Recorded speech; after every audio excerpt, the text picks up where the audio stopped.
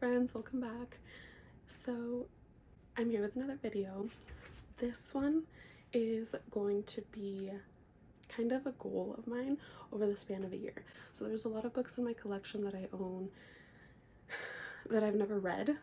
Obviously, I've spoken about that a few times now, and a lot of them I don't really have the inclination to read either. So my goal for this one is to kind of put them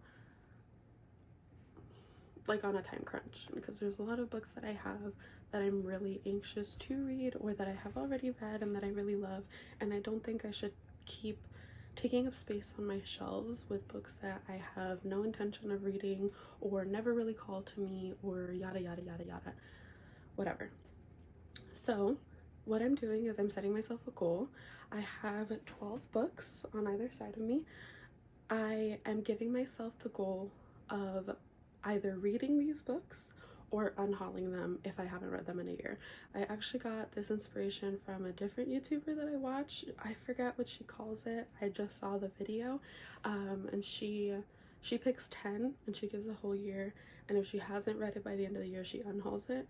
And I thought that was a super great idea. So that's what I'm gonna do. I know it's the month of March, so I'm giving myself until the next March to get through these, and if I don't, they're going bye-bye. I'm not necessarily prioritizing them. I'm not going to like make it my life's mission to read them, if that makes sense. So I'm not prioritizing them. I'm not, you know, like putting them on the top of my TBR list. I am just merely saying, hey, if in a year I come back and I haven't touched these, bye, they're going away. So let's just get into it. Okay, so we're starting off. I actually bought this book for a book club, and then I don't think we ever even had a book club meeting. So yeah, I didn't really buy this of my own volition, and people speak really highly of it, but it's not something I would have picked up for myself, and that's The Atlas 6 by Olivia Blake. I've heard, like I said, I've heard wonderful things. The people that have read this love it from like the reviews that I've seen, but I don't know, not really, from what I remember, not really like my type of book that I would have picked up normally. This next one I bought on a whim, kind of. Yeah, I kind of bought this on a whim. I think it's considered YA, and it has to do with like crime, which isn't usually my favorite type of thing to read. That's Stalking Jack the Ripper by Carrie Maniscalco. If I'm not mistaken, it's just like the title. She's stalking Jack the Ripper. She's like obsessed with him and falls in love with him even though he's a murderer. I don't know why I thought I was gonna like this. I don't know what possessed me to pick it up, but I have it, and let's see if I get to it in a year's time. This book I've had for so long, literally so long. I bought this, I think, on sale at Barnes and Noble. I think it was in their like clearance section. I think I got it for like $10, so not bad, but it's such a small book and there's no reason for me to not have picked it up. It's Nora Roberts' Irish Thoroughbred. I don't really know much about Nora Roberts. I don't think I've ever read any book by Nora Roberts, but I know she has tons of published works. So many. I own this one, and then I own like a fantasy series that she's written as well, but I think this is a romance. I'm not actually sure. I have it in my literary fiction section because I don't even remember what this is about, but it's super small. It's a really teeny tiny book, so I can get through it pretty quickly if I set my mind to it, but I've had it probably for like 5 years at this point, no lie, and I need to do something with it. So this one I actually got secondhand from a thrift store in California when I went on vacation one year. I don't know why I picked it up. I don't know why I thought I was gonna like this. I think I saw like people talking about it because it was really big for a long time, and even now I'm sure people really like it. I also think it was around the time that I think there was a movie coming out, or maybe it was a show, I don't remember, The Goldfinch by Donna Tartt. So I'm pretty sure they turned this into some form of media, some form of like on-screen media. I'm not sure what that ended up being, but it's a Pulitzer Prize winner. I don't know what this is about at all. Don't know what it's about at all, but people were really raving about it because obviously it's like an award winner, so it's a good book, but I don't think it necessarily is my type of book, and therefore I need to get it off my shelves, or I need to get it read and figure out that like this is a whole genre that I never knew that I needed and actually love. So something's gotta happen because I've had it for too long now. It's been like 4 years. I feel like I'm gonna get hate for this one. From like people because it's super popular and it went like TikTok viral or whatever. I just haven't read it, and that's The Seven Husbands of Evelyn Hugo, of course, by Miss Taylor Jenkins Reid. Over 2 million copies sold. Like, I don't know what to say. I know it's a little disappointing. I know people love this book. I've heard really great things. I did start reading it once, and I think the way that it's written, in the sense that it kind of takes place in interviews, tends to not be my favorite thing. I don't know why. I don't know what about that doesn't really speak to me. It was fairly well written from the parts that I read. Obviously, like, this is such a popular book. And it, like, I wasn't necessarily not enjoying myself. I think the way that it's written isn't just, it's usually not something that I pick up. So I think that's kind of what threw me. Last on this stack, which these were mostly all books that I keep in like my corner shelf, so like literary fiction, some romance, but I don't really know. It's like books that I don't really know where to categorize because I don't know enough about them or their author to really know where to like slot them in. This one is from a book subscription box that I've been getting for ages now. I don't even know how old this is. I still have it in the shrink wrap. They used to shrink wrap the books, and I still have it. Like, they don't even do that anymore. The new ones I get are not shrink wrapped, I'm pretty sure. And well, they are, but not like with this type of shrink wrap. That's Voyage of the Dam by Frances White. I don't even know what this book, you know what, we're just gonna rip it open right here live, because it should tell me once I open it what month it's from. Oh, this is beautiful. Wow. Okay. This doesn't have it written. I know that I have the spoiler card somewhere. I keep them all. Oh, it's over there. I keep them all in a little binder, so I have them all. So I know when this is from. I just have to go. Let me go get it. See, I have a little. It's like I thought it was a photo album at first. But it's not. It's so that you can keep, well, I guess you could also use it as a photo album, but it's so you can keep all of your like art that comes with your books and stuff. So that's what I have. Oh, LOL, I think it's this one. Duh, dreyuh. I found it. It was from January 2024. I've had this book for over a year. Oh my god, insanity. Anyways, backtracking now. I've had this for over a year now, January 2024. I think this may have been the very first one I ever got from Illumicrate as well. And it's a beautiful, absolutely gorgeous copy. It's absolutely gorgeous, which most Illumicrate like books usually are. This is also signed by the author. It's absolutely stunning, and there's no reason for me to have this in my collection and not value it. I'm sure there's somebody out there who loves, because this book got really, really good reviews. I'm sure there's somebody out there who would love to have this Illumicrate like version, and there's no sense in me keeping it when I haven't read it in over a year. And if I don't read it by this time next year, it'll be over 2 years. So this is the last one in kind of like my section over there of books I don't know where to throw. This is, I think, a YA fantasy, if I'm not mistaken, and that's all I know about it because I don't know anything else. I haven't read the synopsis.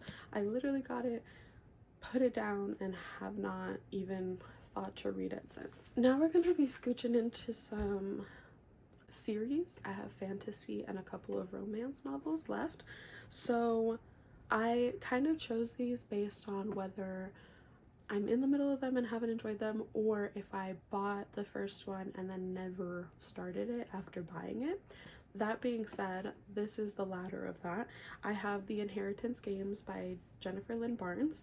This is the first in a series, and I only own the first one.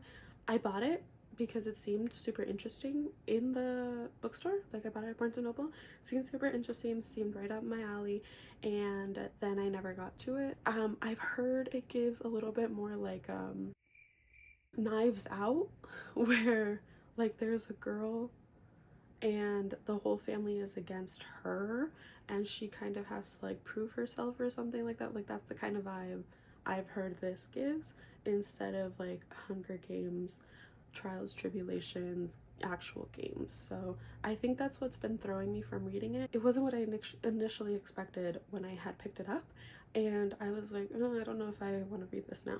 This one I bought before I started being a little bit more economically conscious. So I have this full series, and the first in the like spin-off series to the series, because, well, let me just show you. So it's I'm pretty sure it's pronounced Caraval by Stephanie Garber. I have heard that Once Upon a Time a Broken Heart is magnificent. People rave and rant and absolutely love that series, which comes and takes place after this one. I was like, oh, well, first I have to read all of these before I can get to that one. So I own the 3 of these. It's Caraval, Legendary, and Finale, if I'm not mistaken, and then goes Once Upon a Broken Heart, and then that one has, I think it's like another 3, a trilogy or a duology or something like that. I've tried to pick this up probably like 2 or 3 times, and I can't really get into it, and I don't know if it's just like, oh yeah, like I still even have, like, I've read to chapter 2 and I just cannot get myself to get any further. I don't know if it's like the writing style or if it's like the actual story. Like, I don't know what it is about it, but I can't do it, and I need to continue to try and either finish it or just unhaul it. And if anything, if I end up unhauling this, I will unhaul all of them but Once Upon a Time a Broken Heart, because I heard you should read this first, but you don't necessarily need to read these first. So if that's the case, I'll unhaul these, and then I will just try and read the other one to see if I'm struggling with that same issue of not being able to get into the book, or if it was just kind of a one-off with this first trilogy. This one I'm a little embarrassed about. So you don't actually know, the video that I've been trying to export that's super long is actually a bookshelf tour. But in that video, I talked about how I bought these because I thought they were like beautiful on like the way they're displayed, and I read the first one when it had first released. So then as the books released, I just kept purchasing them, and that's a terrible idea because I shouldn't have done that, because now I own the full series and I've read just one of them, 1.5. I haven't even, like, I've started the second one and I've never even finished it. So I need to like get on that. I think I'm gonna re-borrow the first one from Libby on audio so that I can listen to it really quickly, kind of get back into the world, and then get into this one, because I think my main issue is that I have kind of forgotten what the first book fully entailed, and so I've since then picked it up a few times, but I don't remember what happens, and I need to show you. So I have Crush by Tracy Wolff. The first in the series is Crave. I own 6 of these, and I think the 6th one might have been the last, or I think there might be one more, something along those lines. I think I may have had some self-restraint and I was like, no girl, you're not buying the next one, or it may have like not come out, but I think the 6th one might have been the last. So like I said, I've actually started reading this one. I probably got like 200 pages in or something. This is like almost a 700-page book. It doesn't look like it's that big in my opinion. Like, give me a second. I think this looks much bigger than this, and I think this one is technically longer. I lied. They are actually right about the same size, which I guess, but this in my head looks huge, where this does not look as big, and I don't know why that is. But anyways, yeah, so I have all 6 of these books, and I need to do something about it. It's gonna kill me if in a year's time I don't read this, because then I'm gonna have to unhaul all of them. Because from what I remember, I didn't even like the first one all that much. Like, I enjoyed it enough that I wanted to continue it. Like, I think I had potential, but I didn't love it. I think it was like a 3-star read, and I was like, oh well, it's probably gonna get better from now, because that was mostly exposition, and that's how I feel about a lot of series. The Zodiac Academy series, the first book, I was like, oh yeah, like this was good, but I think I also gave it maybe like 3 stars, maybe 4, but I don't think it was a 4. I think literally in my first book I was like, yeah, this was fine, but I can see where it's going, and then it slowly did get better. So I do enjoy that series, which is what I thought might happen with this one. But how will I know if I don't actually read it? So we'll see how this goes. If I don't end up reading it, it's gonna free up a lot of shelf space, that's for sure. This next one I also have had for a decent amount of time, maybe like 2 years, and I have also tried reading it a few times, and I haven't been able to get into it. With Love from Cold World by Alicia Thompson, I'm not sure how she pronounces that. I assumed this was gonna be like a nice, fun winter read, you know, like a little Christmassy type of vibe, which I think it may take place in Christmas time, but it's in Florida, and it's not giving. I think I tried reading it this past winter, and I tried picking it up, and I was like,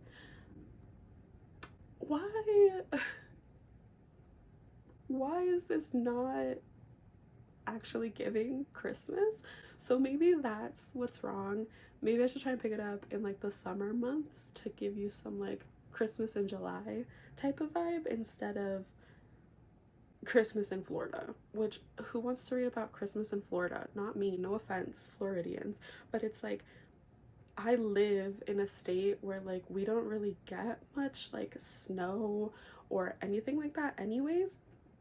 It's not necessarily warm like it is in Florida, like we get some cold weather, but I don't need to read about something that is adjacent to what I live through. Like, I want, when I think of like a nice fun winter romance, I'm thinking like snow and sleigh rides. Just picture Gilmore Girls in the winter time. That's what I want. That's what I want from a winter Christmas novel. I don't want sunshine and heat and humidity and frizzy hair. What's the fun in that? I don't know. I think that's what threw me. So maybe if I try and read this not in the winter time, I might actually enjoy it, because it doesn't take place in like a super winter setting. This next one I've had for so long. So it's Emergency Contact by Mary H.K. Choi. I have had this probably longer in my collection than even Nora Roberts' Irish Thoroughbred, if you can believe that or not. This is a YA romance, if I'm not mistaken. So I literally bought this, I think, when I was like fresh out of high school, when I was finally getting back into like reading, and I had a job, so I was able to purchase the books myself. Like, I actually had money. I didn't have to ask my parents for it. This is one of the very, very first books that I've bought and never read. So, not to out myself, I think I bought this when I was, yeah, like freshly 18. I'm almost 25 now and haven't touched it. That's almost 10 years, girl. Almost 10 years, and you haven't picked this book up. So something needs to be done about it. Y'all, I had to put this in here. I have been wanting to read this, but it scares me. That's Daisy Hates by Jessa Hastings. I have read Magnolia Parks, and when I tell you that it's literally reading a soap opera, it's like reading a soap opera. The book is absolutely bonkers insane. I've heard that the Daisy Hates ones for most people are a lot more enjoyable than the Magnolia ones, and they're not as batshit crazy. But that being said, I feel like I have the trauma from reading the Magnolia Parks, because it's literally a soap opera. It's so much. It's like back to back to back to back. It just beats you up with all the stuff that happens to the characters, and I'm like, I don't know if I want that, because it's a lot. Like, it requires a lot of brain power. But I've heard these are great, and I have the full series.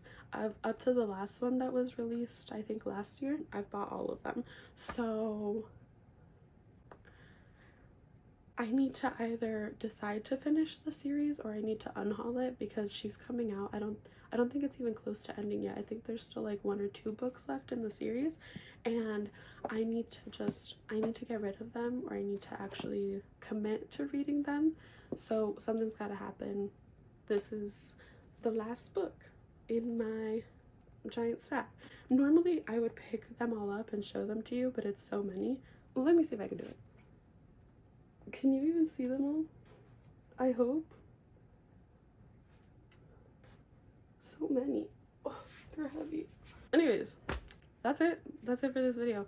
I am kind of excited to take on this project. Shout out to Becca in the Books for giving me this idea, because I definitely agree with her. She was saying that the reason she started this is because she was buying books and then not unhauling them, which I think is kind of my problem.